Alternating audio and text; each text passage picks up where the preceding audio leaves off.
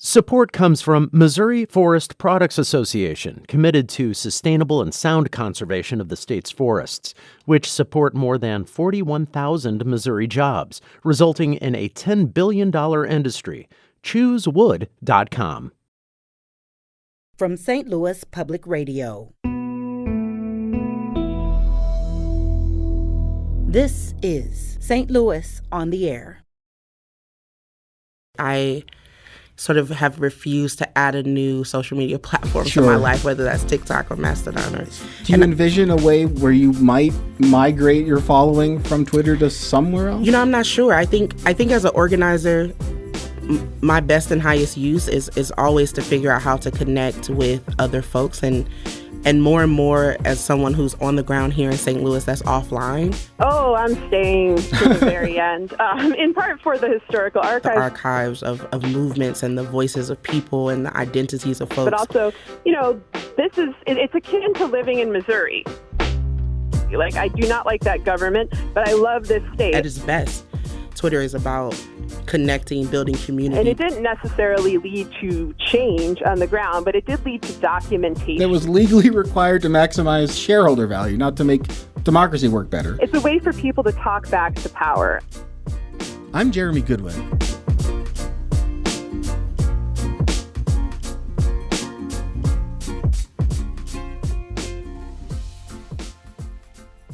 Twitter has come a long way since St. Louis native Jack Dorsey co-founded the social media platform in 2006. Many considered it an important public utility before the world's richest man, Elon Musk, bought the company for $44 billion 3 weeks ago.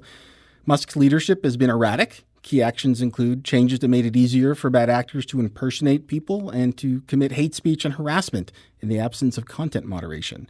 Something like 3/4 of Twitter employees have left the company through resignations and firings. But Twitter played a big role in the Ferguson uprising and for other activists since then. What has Twitter meant to them, and how might they navigate a post-Twitter future? Joining us to talk about it are Kayla Reed, co-founder and executive director of Action St. Louis. That's a grassroots racial justice organization that works to build Black political power. Kayla Reed also co-founded the Movement for Black Lives nationwide electoral justice project that seeks to counter vote suppression and mobilize Black voters. And joining us is author Sarah Kendzior, the New York Times bestselling author of Hiding in Plain Sight and View from Flyover Country. Her newest book is called They Knew: How a Culture of Conspiracy Keeps America Complacent. Kayla Reed and Sarah Kendzior, thanks so much for joining the program. Thank you for having me. Yeah, thank you for having me. So, Kayla, going back to 2014, when a Ferguson police officer killed Mike Brown, were you already active on Twitter at the time?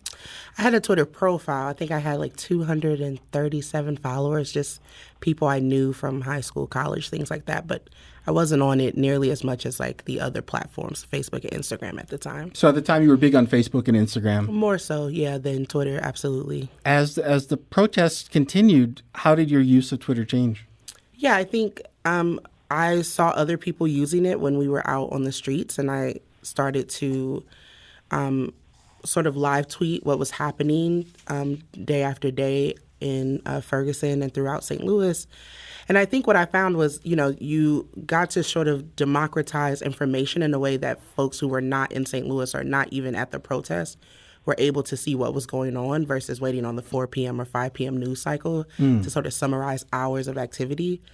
And it was a place that I felt like created opportunity for just sort of a collective consciousness raising, where folks were able to sort of tap in from far away as overseas or just in different states, and felt compelled to stay connected to the story. And actually what I've been witnessing since this sort of takeover of Twitter is people sort of reminiscing on that, like how important Ferguson was as one of the first moments for a generation to witness mass political action taking place and get to be a part of that conversation.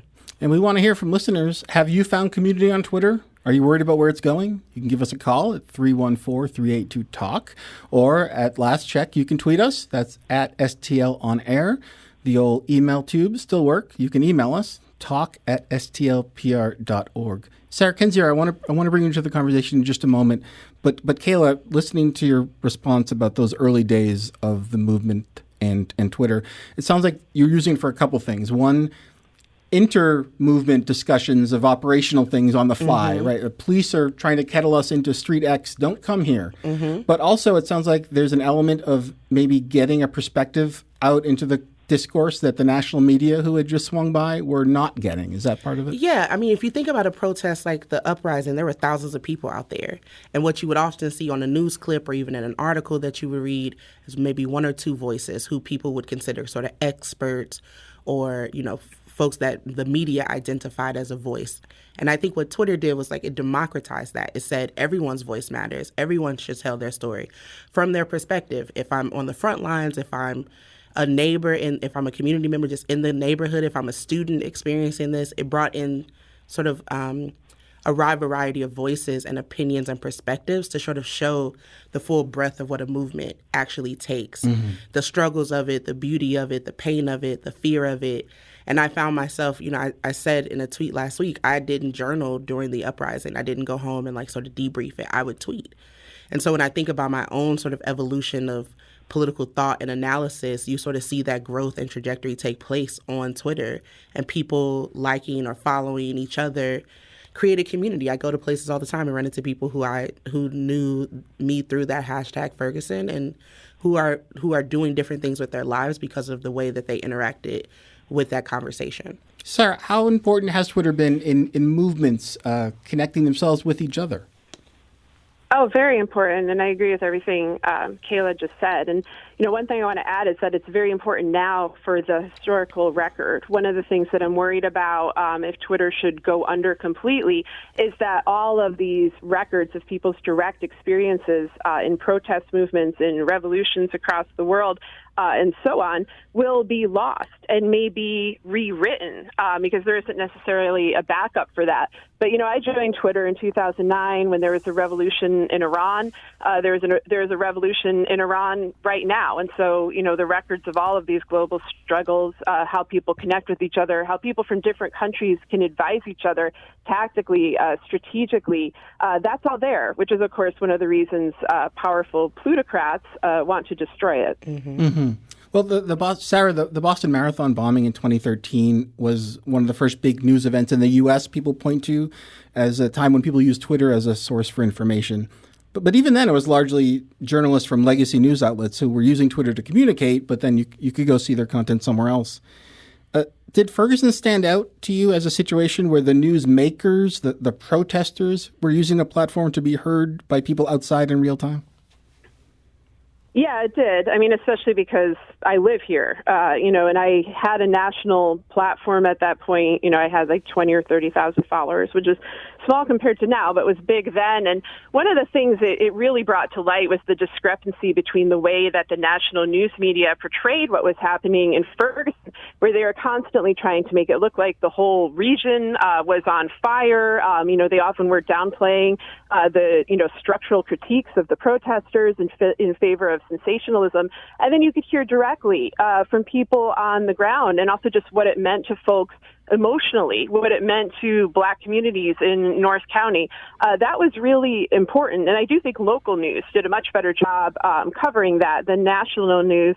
But there's always been this kind of, Twitter versus the national media vibe, even though the national media, grabs tweets and often, kind of steals stories and stuff like that. But it's a way for people to talk back to power. I think that's the greatest legacy of Twitter, is that people can speak to reporters or politicians or CEOs or whoever that they normally would not be able to directly interact with, and just tell them what they think. They often won't respond, but at least they're able to convey their dissent. Kayla, what was that like for you on the ground? I think, over time, Twitter, I've used it differently. I think, as Sarah said, in 2014, for me, it was sort of a daily chronicling of what was actually happening on the ground, the routine of getting off work, going to the protests, dealing with the sort of abusive practices of the police that were well documented and wouldn't have been documented without things like Twitter and Periscope, the live streaming tool that has sunset since then, but people actually being able, instead of waiting on CNN or MSNBC or even KSDK, were able to sort of follow people who were on the ground. And I think about folks like Bassem, who has since passed away, who would be live streaming every night, that folks sort of connected to these on the ground. We didn't mean to become journalists, but we were sort of on the ground storytellers and living it too, right? Which gave it a certain sort of different legitimacy versus just sort of bearing witness.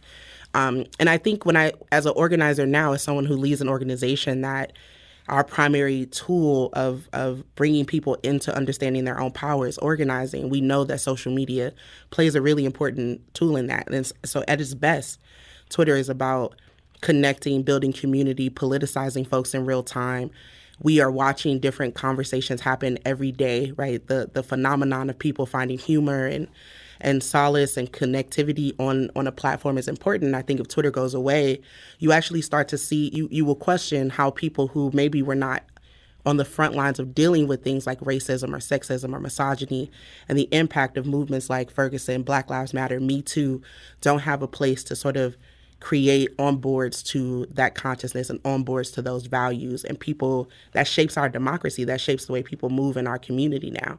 And I think Twitter has been important in that, and it's going to be interesting to watch it continue to change. So you're talking about Twitter as a vehicle for organizing?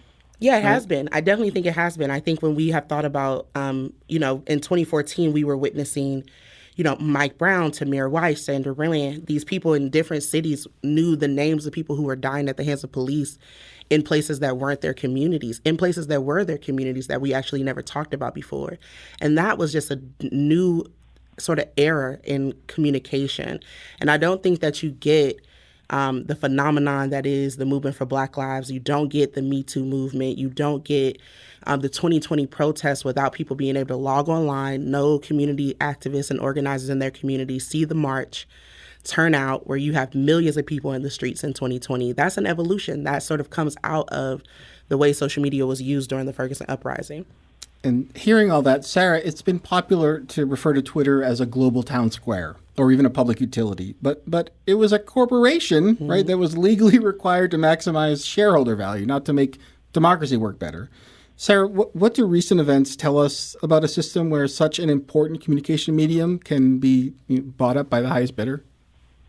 Yeah, it's disturbing. It's a privatized public sphere, and it always has been, and there's always been apprehension about that because, depending on whose hands it falls into, depending on what kind of moderation practices or algorithms are used, that could change the course of interactions, which then change the course of policies, which then changes the course of history. And so it's very alarming that much power could fall into the hands of, one corrupt individual and their backers. And here, I'm not just talking about Musk. If it weren't Musk, it would be somebody else. I think a lot of people see, the value in this, and there isn't really a replacement for it. I mean, that's what people are looking at now. They want to jump ship, but everything that's out there is really much more siloed, or it's dependent on video. This is a very quick live action text-based format, where if you're witnessing something, you could write it down quickly and it can go viral very quickly. That's a very powerful tool, and there's no way to really replicate it, or else, honestly, I think people would have left earlier because of the problems with harassment and threats and things like that. But it will be a great loss if it goes under, precisely because people will be, stranded and unable to organize and communicate in the way that they have now for a decade and a half. And you talk about the potential for influencers, outside influencers, and affecting the platform itself. It's popular to say that Elon Musk spent $44 billion in Twitter, but he didn't open up his wallet and pull out a $44 billion bill, right? I mean, where else did this money come from? Yeah, it comes from a number of international backers, including Saudis, Qataris. A lot of international banks helped him out. Really took a village. And, what's alarming is Musk is aligned with people like Peter Thiel, all of these extremists who really, they prop up dictatorships. They find all of these social movements to be a profound threat. And so, it's worth it to a lot of these regimes to, pal up with Musk in some respect, either financially or just through other means of support, to make sure that dissident movements cannot rise. And that applies to Iran. It applies to Arab dictatorships. It applies to Russia. Ukraine is a country that is using Twitter right now very effectively, to convey information to the world, to capture the sympathy and the attention of the world. There are a lot of people who would benefit from this. And then, of course, just plutocrats and oligarchs whose finances and dirty deeds were plastered all over Twitter in a way that they normally would not be in the mainstream media, because the media is, often owned by people connected to those oligarchs and plutocrats. Twitter is where everybody's dirty business got aired, no matter how powerful you were. And it didn't necessarily lead to change on the ground, but it did lead to documentation. And I think capturing that documentation, potentially erasing that documentation, is very valuable to certain individuals, more valuable than $44 billion.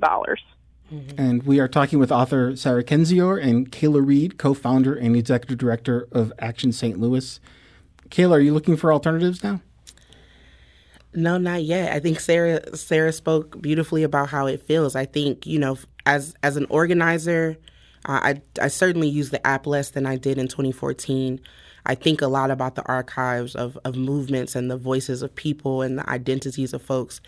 That doesn't just sort of give us 50 years from now just who Kayla Reed will be in 2050, but the sort of arc of myself in a real way. So I don't know how we replace Twitter. I am hopeful that there are young, brilliant-minded people who will create other pathways for us to continue to connect and learn together and share. And like I said, at its best, it's about consciousness raising and connectivity. At its worst, it's been a place that has perpetuated a lot of harm on the local level, on the national level. We've seen since even Musk has purchased Twitter, just the increase in harassment and racist language and sexist language and homophobic language, and people feel empowered. I can't help but think about the shooting that just took place in Colorado and how there's another side of Twitter where people are coming on and getting politicized in a way that is dangerous, and it is perpetuating ideological thoughts that are actually materially harming folks. And so my hope is that we continue to see new platforms pop up and that we figure out a way to preserve the legacy of Twitter as a place where at its best people learn together and motivated each other to do something about the things that are wrong in our society. A caller from Hannibal mentions that they just deactivated their Twitter account yesterday, concerned about banned users coming back to the service. If you have thoughts, you can give us a call still at 314-382-TALK or tweet at us at STL on air. Sarah, you've been highly skilled at using Twitter to publicize your work. You're a prolific poster of threads, often related to themes you've researched in your books. What are your plans right now as far as using Twitter? Oh, I'm staying to the very end, in part for the historical archive, but also, it's akin to living in Missouri under the extremist right-wing government of Missouri. Like, I do not like that government, but I love this state. I love living here. And so on Twitter, what is valuable to me is the community there, are the people I like there. The people I like on Twitter are much more important to me than the people who I dislike. And I actually think a lot of the problems that some folks are newly bringing up, not Kayla, because I know she knows all about this, but like the harassment issue goes back, decades and really started to get bad around 2014, around the time of Ferguson. And so none of that is really new. And when I see folks reacting to it now, I'm like, yes, I agree. It's absolutely horrible, but it's been there the entire time. So shouldn't we stay and have the backs of people who need help, of people who should be supported? Because otherwise I think a lot of, social issues don't get examined, and a lot of people are kind of left in the lurch, left feeling alone in the way that they felt before social media networks came along and, overcame geographical boundaries that separated people before.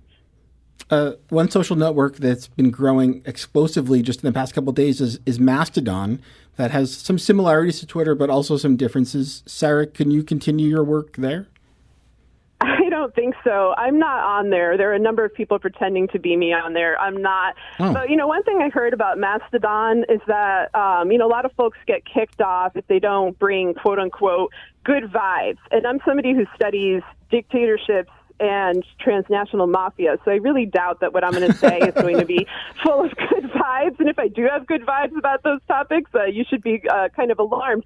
So I think I'd get kicked off of there quicker than I get kicked off of Twitter. And I don't know. I'm just going to see where the dust settles. You know, if Twitter explodes, I will go somewhere else. I mean, if it literally doesn't exist. But Mastodon is not particularly appealing to me at this moment. And, you know, even Mastodon, the community standards are changing really quickly as it's flooded with new users.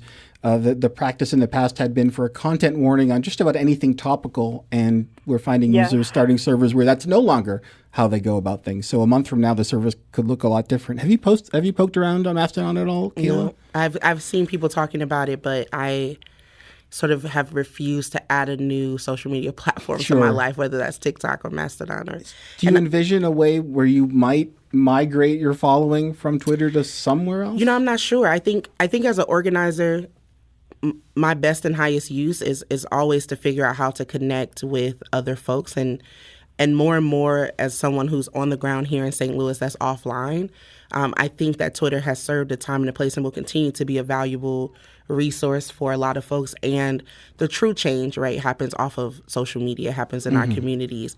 And we have to continue to reach people who are the people who in 2022 have 236 followers like I did in 2014, and create ways where they feel valuable. Because I think, you know, Twitter has evolved a lot of personalities. It has created a lot of its own sort of elite circles of people who are considered the activists of activists and the voices of voices. And I think it really is important to continue to figure out how we make these spaces accessible to folks so that we can onboard people into talking about these things continuously. And Kayla, hearing about your stories, it underlines to me how we need to keep a couple things in mind at the same time.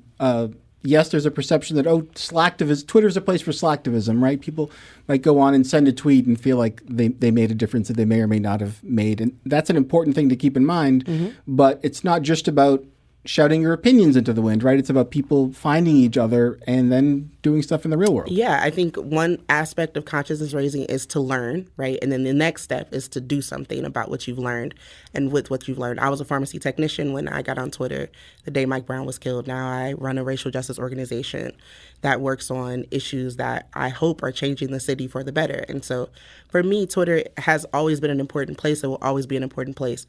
But the value of what we've been able to do, like movements like Ferguson, Me Too, the Fight for 15 movement, is to create a large enough base of people who believe in a certain thing and are willing to do something about it, whether that's vote, join an organization, you know, come to a protest. And I think Twitter made people courageous because it showed other people finding their own courage and voice. Sarah, it sounds like over on Twitter, you're on the bow of the ship, kind of on iceberg watch. Is there anything that can be done at this point to change this trajectory? I mean, some of this is up to what Musk does in terms of just, you know, how many people he fires, whether there are engineers that can keep the site going. You know, those are infrastructure concerns. But I think if people are using Twitter to fight against, you know, autocrats, to fight against oppressive, you know, groups or individuals, they should think about the way they use it, you know, not amplifying or quote tweeting people who are saying hateful things, but instead, you know, expressing commentary in your own words, you know, thinking about what you are for, aligning with other people who share the same. Yeah, with people who share the same values and the same desires to create change in the world, I think is what Sarah's talking about. Yeah, I think so. I think, you know, for me, I saw the news that Trump is back on Twitter. I never followed Trump. And so my Twitterverse has remained what it is. And I think people should be alarmed at the trajectory of Twitter, but also this is a time and a place to lean more into the values that we believe in and to continue to organize for something better, because we all have a voice, right? And how loud it gets isn't dependent on how many people follow you on Twitter. It's about what you're willing to do with the values that you have. Kayla Reed, co-founder and executive director of Action St. Louis. And we were speaking with author Sarah Kendzior, or we won't get to hear goodbye from her, but this is St. Louis on the Air on St. Louis Public Radio.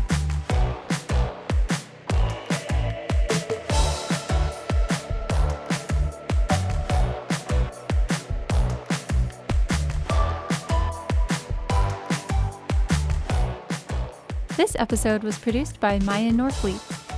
Our audio engineer is Aaron Dorr. Our production intern is Avery Rogers.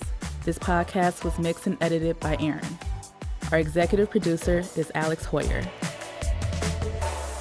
St. Louis on the Air is a production of St. Louis Public Radio. Understanding starts here. Our podcast proudly supports St. Louis artists by using music from Life Creative Group. Do you find yourself regularly listening to episodes of St. Louis on the Air? Suggest us to a friend you think might enjoy our conversations, and leave us a review and rating on Apple Podcasts on the App Store. It's the simplest way to help people discover our show. Thank you. St. Louis Public Radio is a member-supported service of the University of Missouri St. Louis.